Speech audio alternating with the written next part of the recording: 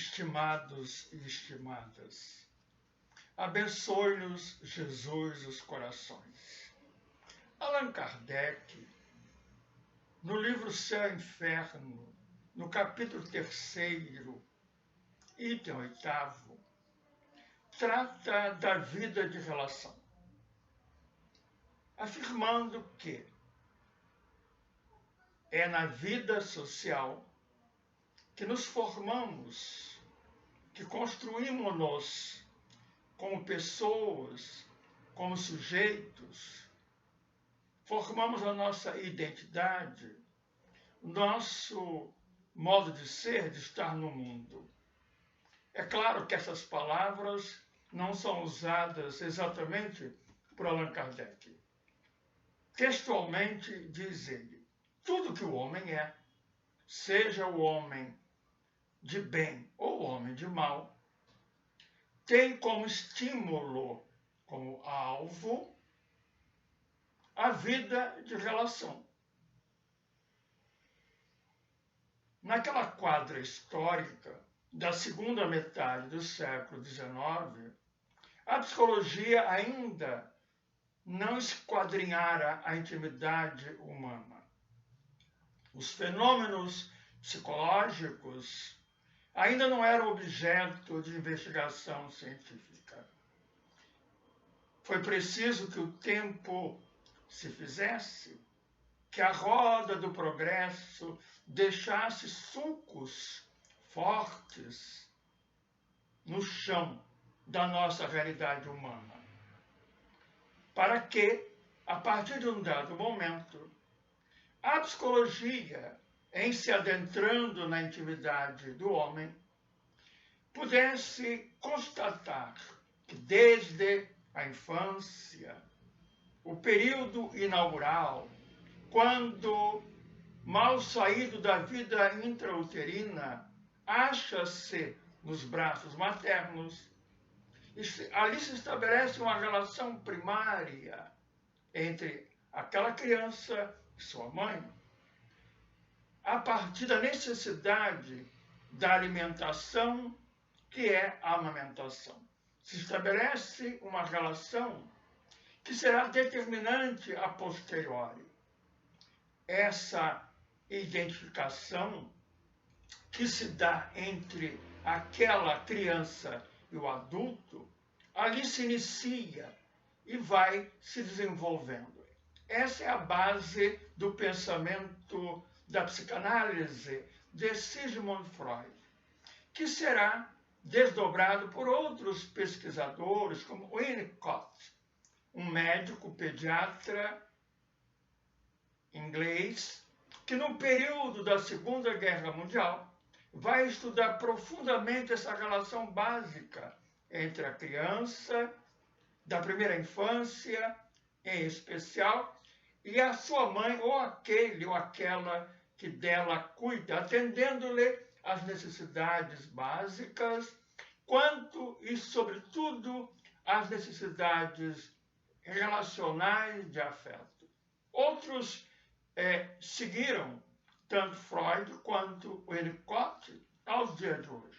Também a sociologia debruçou-se sobre esse fenômeno de maneira crescente, estabelecendo a nossa condição de seres gregários, interdependentes uns dos outros. Pois bem, essa temática das relações sociais, do homem como um ser gregário, estudada pela psicologia, pela sociologia, é já presente no pensamento do professor Hippolyte Léon Denis Revival Allan Kardec, diz de uma condição fundamental, aquela que era presente no homem primitivo.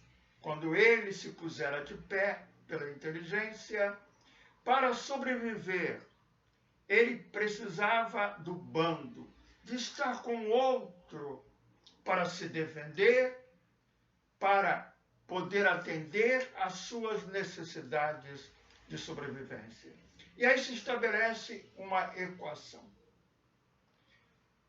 as motivações individuais de sobrevivência, aquelas iniciais, inaugurais, que se repetem na ontogênese a cada existência, são determinantes dessa relação do homem com outro homem. À medida que ela se desenvolve, além das necessidades básicas de sobrevivência, aparece o afeto em si mesmo, a amizade, a troca, a conversação, o estar junto, as relações que se fazem de maneira eletiva. Estamos dizendo tudo isso pensando nos tempos atuais de pandemia. Um médico conhecido e escritor, Drauzio Varela, analisando esses tempos da pandemia, que propõe o isolamento físico, pondo-nos, cada um de nós, entre as paredes domésticas e, às vezes, em solidão, sem ter nenhum outro com quem contar no espaço físico mais imediato, mereceu, desse ilustre profissional da saúde, uma análise em termos das consequências psicológicas, das consequências emocionais, para o próprio bem-estar e para a própria saúde, além da saúde física, esta preservada pela quarentena, evitando o contágio com o vírus. O que pode acontecer?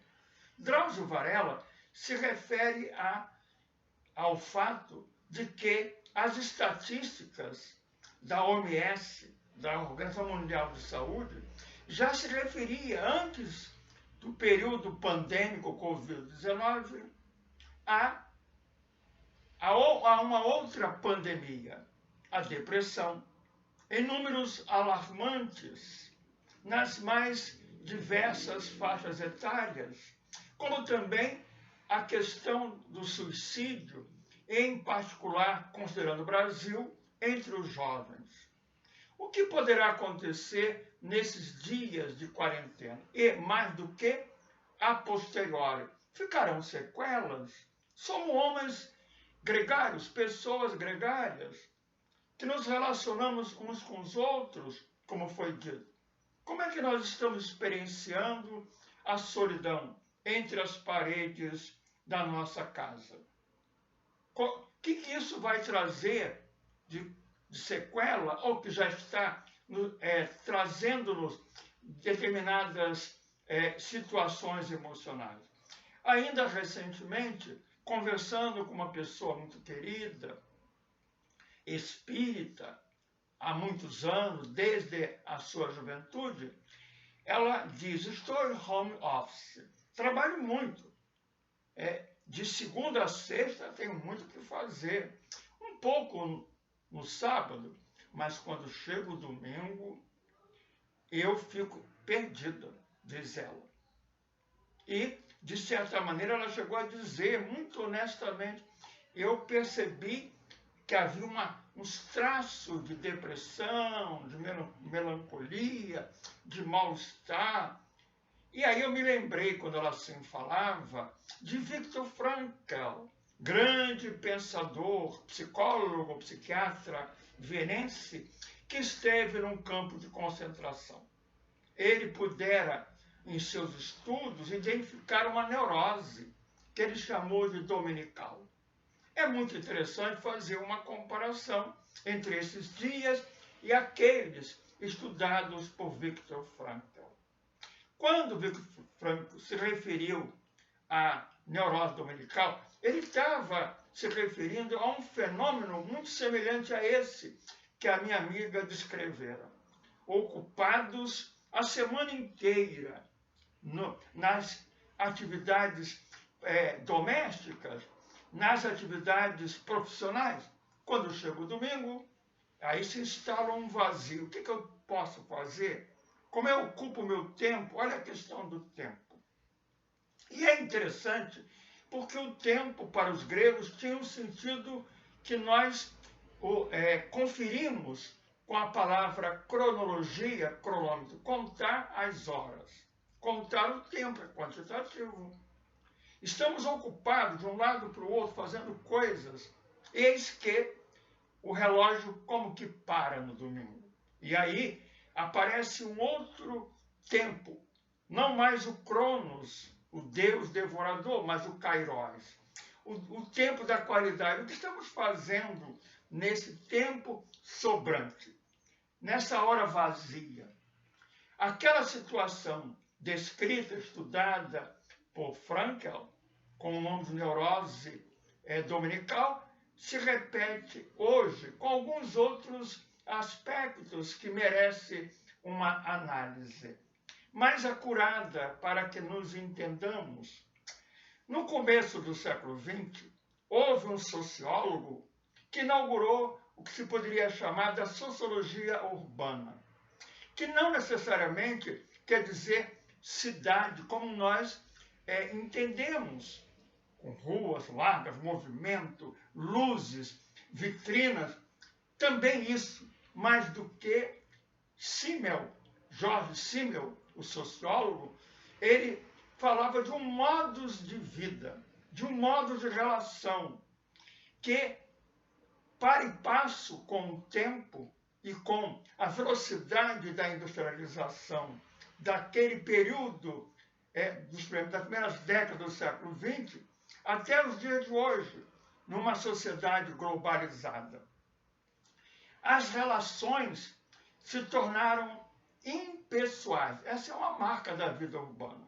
Segundo, as pessoas vivem em muitos grupos ao mesmo tempo, nessas e com muito dessas características de relações impessoais.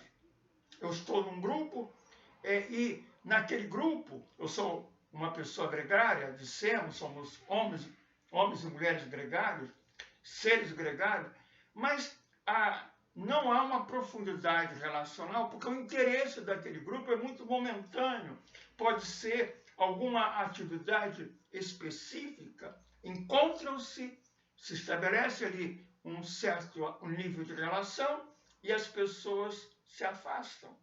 Mas há uma outra característica, entre tantas descritas por Simmel e todos aqueles que vieram após, como Bauman, estudando a modernidade das relações nesse período de globalização, uma que eu gostaria de destacar. Uma característica forte é o estreito contato físico que a vida urbana traz. Ônibus apertado, metrô, estamos sempre esbarrando em alguém, mas pouco contato social psicológico. Essa é uma das características. O que a pandemia está fazendo com a quarentena é quebrar o contato físico. Não pode ter. E aí, esse contato físico, que é uma característica da vida moderna, essa intensidade, fala com um, fala com o outro, boa tarde, bom dia, vai para um lado, e nos parecia nos preencher em relação ao contato social fragilizado, relações frágeis, descritas desde Simmel e aprofundadas por Bauman, que se poderia dizer de relações fluidas, de relações fast food, com essa rapidez dos tempos atuais. Muito contato físico, mas numa qualidade pobre de relação afetiva, emocional, social. Isso já era assim, antes da pandemia e da quarentena. A quarentena nos tira do contato físico e nos faz encarar essa realidade que nós mascarávamos. Nós pomos uma máscara agora, mas antes já usávamos, não esta de proteção, mas a máscara da boa pessoa, da pessoa simpática, que fala com um, com o outro, mas em relações sem profundidade. Muito contato físico, repito, mas contato social, humano, mais profundo, muito pouco. Este foi substituído pelas redes sociais. E nas redes sociais nós nos colocamos uns para os outros com o melhor sorriso, sempre dizendo do nosso sucesso, estamos aqui entre amigos, batendo um papo na praia, estamos aqui numa viagem em família, estamos aqui indo para a Europa, enfim. E nessa aparente relação de profundidade, porque estamos online, mas aquela pobreza da relação offline, com muito contato físico, mas pouca relação de profundidade, ela permaneceu. Só que a pandemia, a quarentena, pôs isso a nu, nos colocou conosco mesmo, com as nossas fragilidades. E aí fomos percebendo, e às vezes sem muita clareza, essa pobreza de vida afetiva, desse empobrecimento anímico que já fora percebido por Simmel no começo do século XX, muito antes da atual sociedade globalizada. Eles já perceberam que a vida anímica nas sociedades urbanas, velozes, com muitas atividades, se empobrece. Há pouco tempo do relógio para ter um tempo kairos, um tempo de qualidade, de troca, de conversação, de intimidade. E nós substituímos, achando que, tendo uma rede social extensa, no Face, no Instagram, isso nos basta. É muito interessante que uma pessoa, nesses dias, conversando comigo, a conversa caminhou e chegou sobre uma questão de trabalho comum, e ela lembrou-se de uma outra pessoa que é comum em nossas relações. E eu perguntei, mas como é que você sabe dessa pessoa? Ela falou, não sou eu, eu não tenho Instagram, Facebook, mas os que têm do nosso ambiente de trabalho, de vez em quando se refere a ele, com ele se comportando daquela maneira, extravagante, com umas roupas, um jeito, enfim. Então, vejam, e essa pessoa que me falava assim, era de um outro estado, bem distante do estado do Rio de Janeiro, e a pessoa em referência é do nosso estado do Rio de Janeiro. Veja que coisa curiosa, né? O que é essa rede midiática? Nos joga, nos tira da intimidade e nos coloca íntimos, entre aspas, numa rede relacional. Achamos-nos íntimos uns dos outros porque contamos história, falamos de nós mesmos, mas quase sempre falamos das alegrias. Será que são alegrias sempre? Serão alegrias de fato?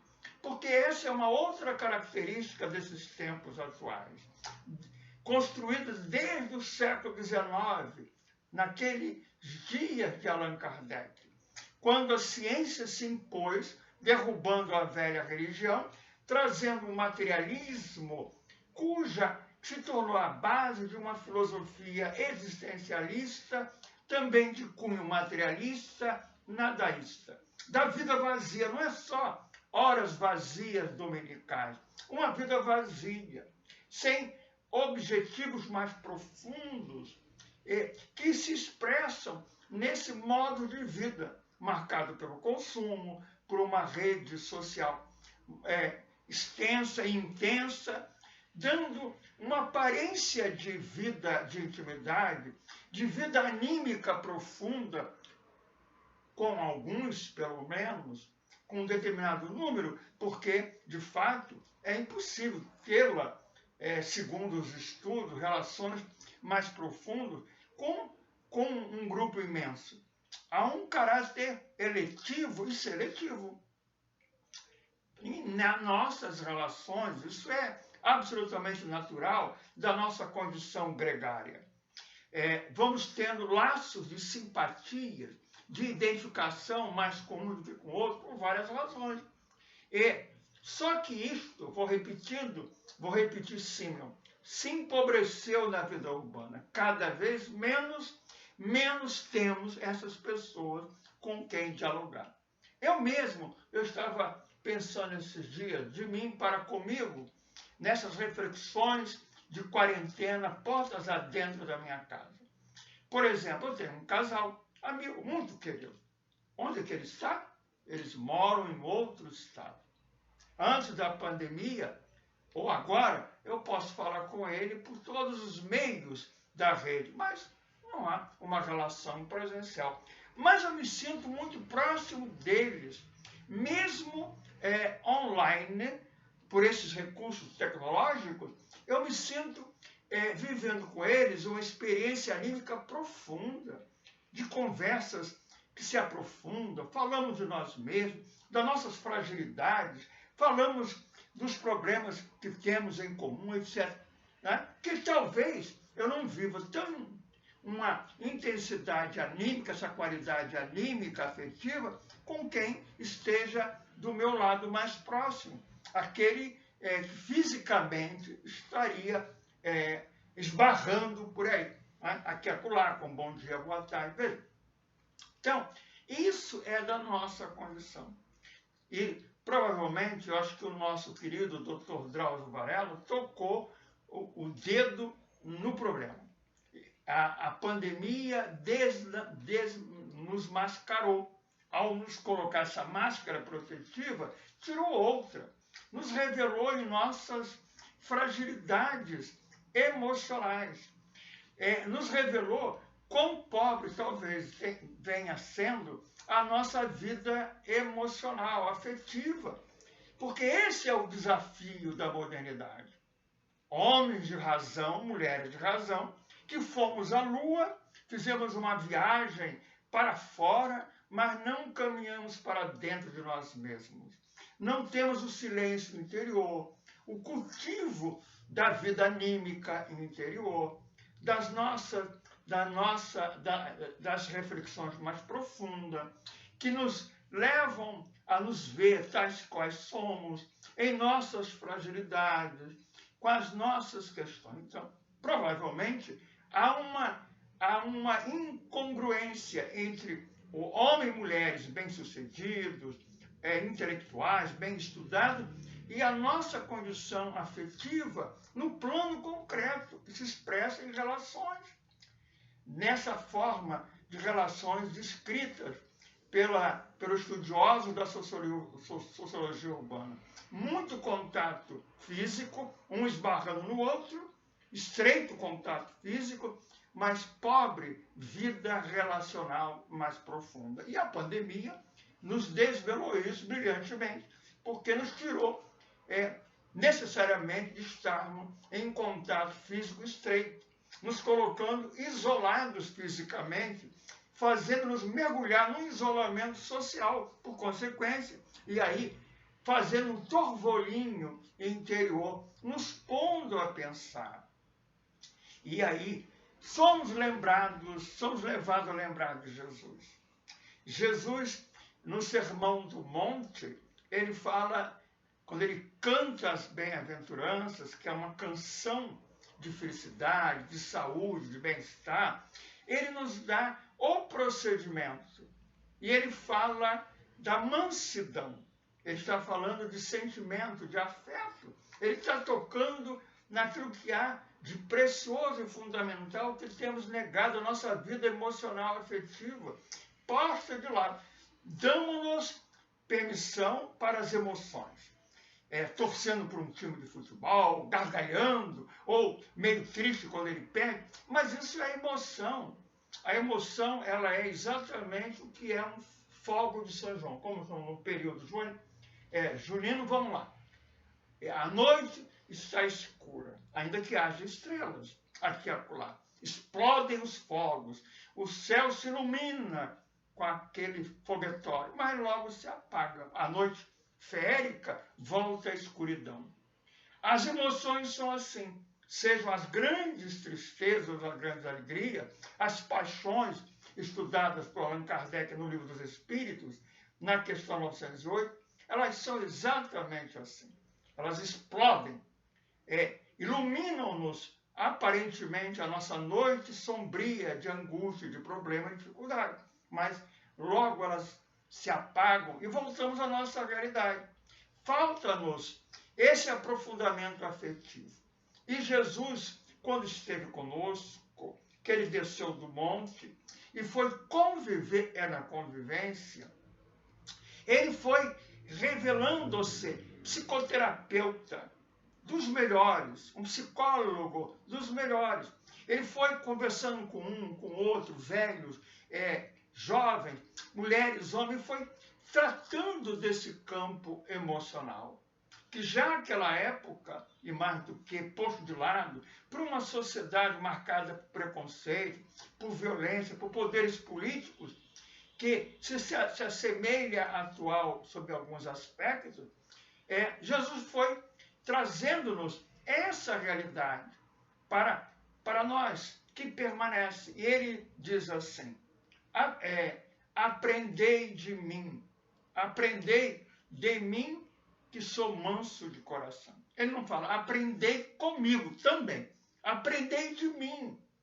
É dele, é nessa convivência com ele que vamos aprendendo, primeiro a entrar em contato com esse mundo interior, profundo, lá nas profundezas de nós mesmos.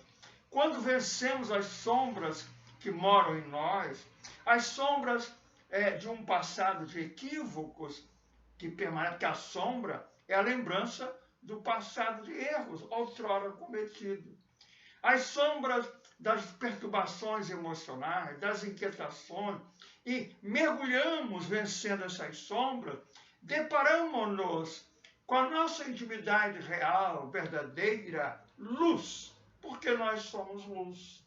E deixamos-nos envolver por essa luz, que vai nos tomando, diluindo as sombras. Essa luz é o amor. No Evangelho segundo o Espiritismo, no seu capítulo 11, encontramos claramente no item 9 que todos nós trazemos na nossa intimidade esse sol. Ainda que ele esteja envolto nessas sombras, ele mora em nós. É o amor, porque é da nossa condição espiritual, é da nossa condição divina a afetividade, que estamos a desenvolver de uma encarnação para outra. Começamos num estágio egocêntrico, trancados em nós mesmos, captativo, presos ao próprio umbigo e aos próprios interesses, e encarnando, desencarnando, à medida que a razão se desenvolve, vai se desenvolvendo também a emoção, que vai se transformando em sentimento, que é a nobreza da emoção. E esse sentimento, que é uma transformação da emoção, ela vem nos acalentar, nos luarizar a existência. E a partir de um dado momento, ela exige um esforço de cultivo, de trabalho interior, de melhoria contínua, para que cada vez mais possamos desenvolver o que o Evangelho segundo o Espiritismo, no seu capítulo 9, no item 6, chama de afabilidade e doçura. Vamos nos enternecendo, vamos ganhando uma sensibilidade toda particular, própria, sem a qual nós não nos colocamos com o outro, nem o outro para conosco. As neurociências descobriram no cérebro os neurônios espelhos. E eles são absolutamente essa ferramenta neurológica do nosso equipamento do sistema nervoso, do cérebro, que nos permite aprender com o outro. Experiências feitas com macacos, pode-se observar que o macaco repetia automaticamente um comportamento de um outro. Nós somos seres gregários, vamos aprendendo uns com os outros. Talvez pela maneira mais simples da imitação, depois isso vai aprofundando e vamos nos enriquecendo um com o outro.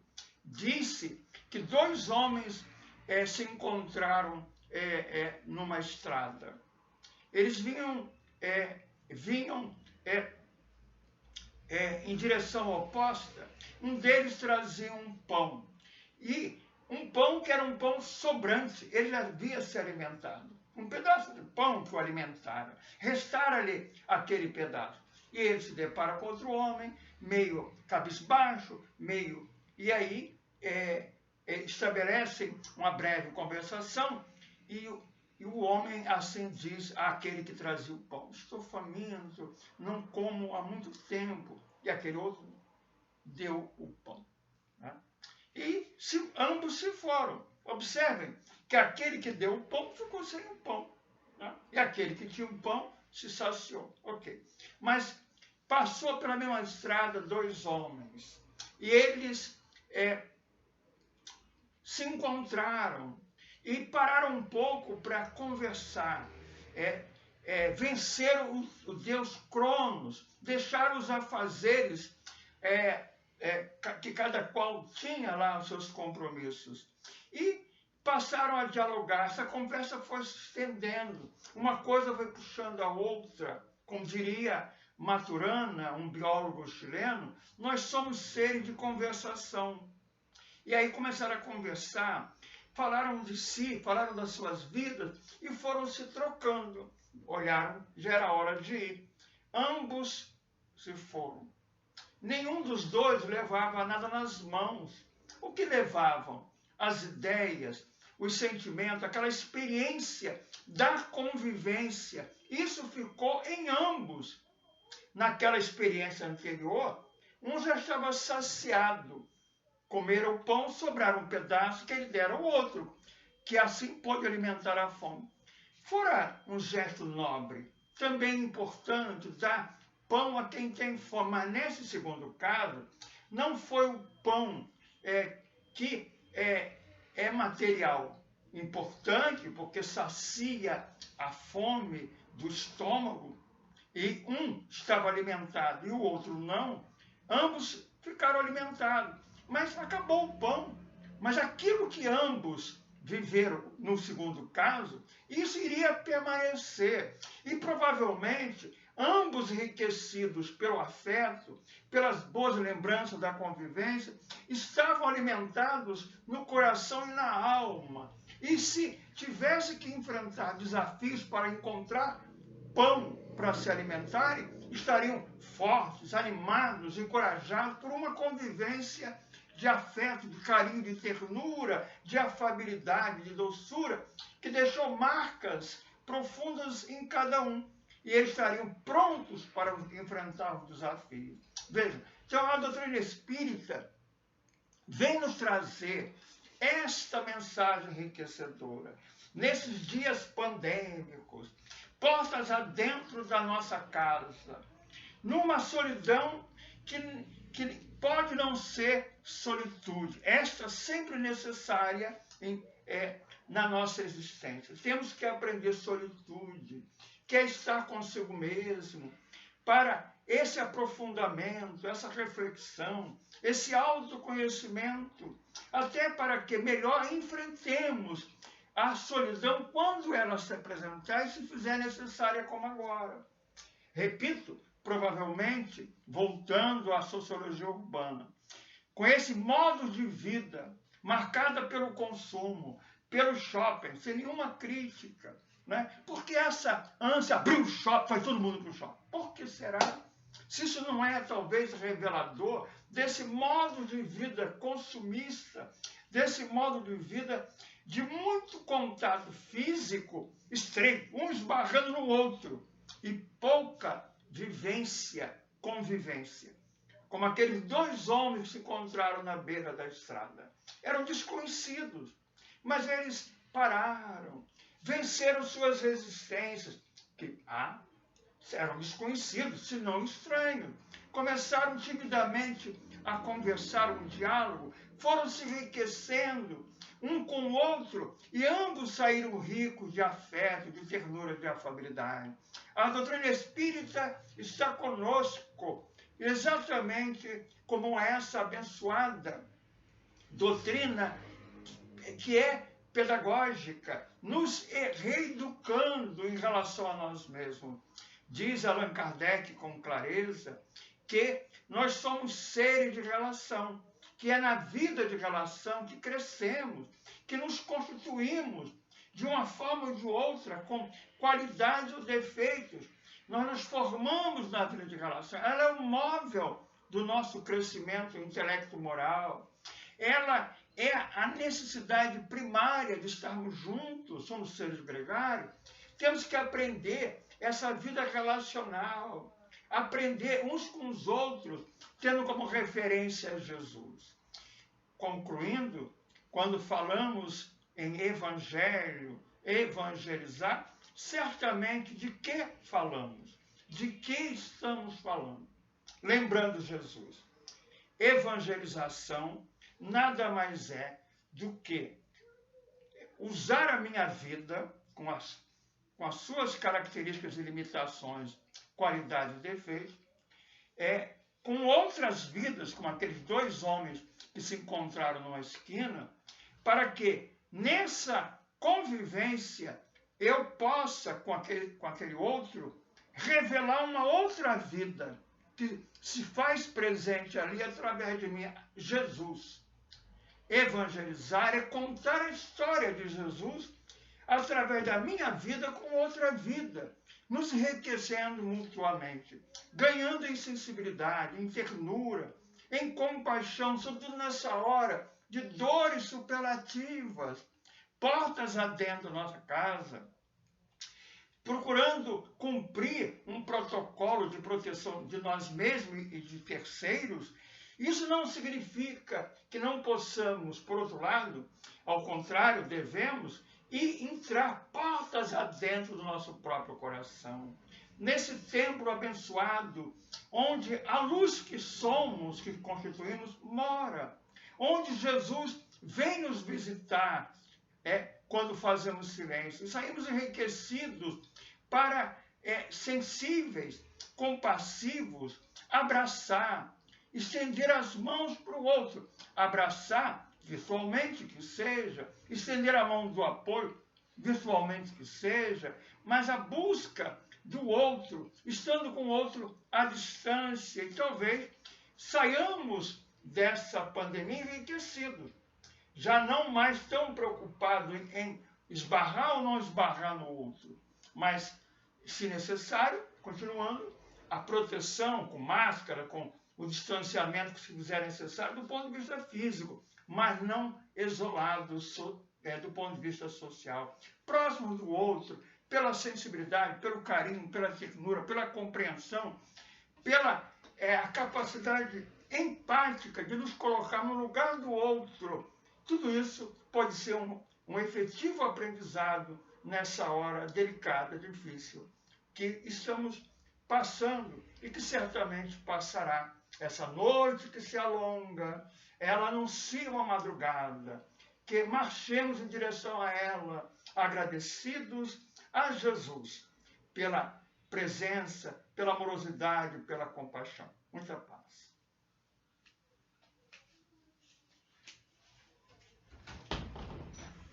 Rebeca, como é que desliga? Rebeca, como é que desliga?